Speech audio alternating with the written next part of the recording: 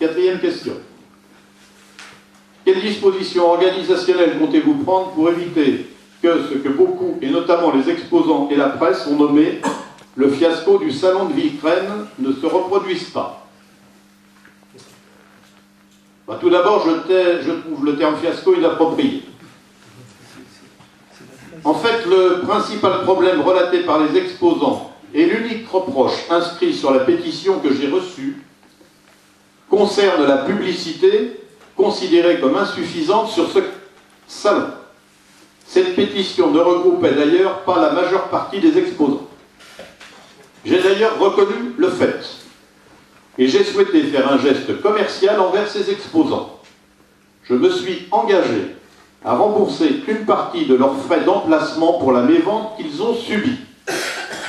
Toutefois, s'il y a eu mévente, ce que disent un certain nombre d'exposants, le manque de publicité n'est certainement pas le seul facteur.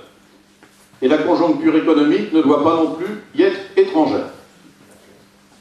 Enfin, en ce qui concerne les modifications éventuelles d'organisation pour le prochain salon, c'est notre responsabilité et je n'ai pas d'informations particulières à vous donner à ce sujet. Voilà l'ensemble des réponses que je tenais à apporter à vos questions. Merci. Je peux vous poser une question? Au sujet du salon, les dédommagements ont déjà eu lieu? Oui, alors, ce que nous avons fait comme processus de dédommagement, j'ai souhaité rembourser 50% des frais d'emplacement. Pour ce faire, nous leur avons demandé de nous faire parvenir un chèque du montant de ces 50% avant le 20 décembre, et à la réception de leur nouveau chèque, on leur renvoyait l'ancien qui n'avait pas été encaissé. Voilà les modalités qui ont été faites. Et par quel biais vous allez les rembourser? Par quel service? Le service des affaires sociales et familiales? Oui, et comme ça avait été fait.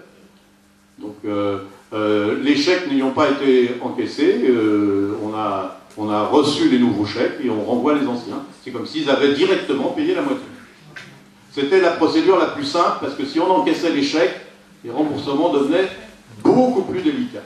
Donc, comme on ne les avait pas encaissés, ça a été assez simple à faire. Et pourquoi vous ne voulez pas laisser l'organisation précédente, puisque c'est ce qui a été réclamé par la plupart des exposants? Parce que je souhaite avoir ma propre organisation pour faire les choses. Voilà.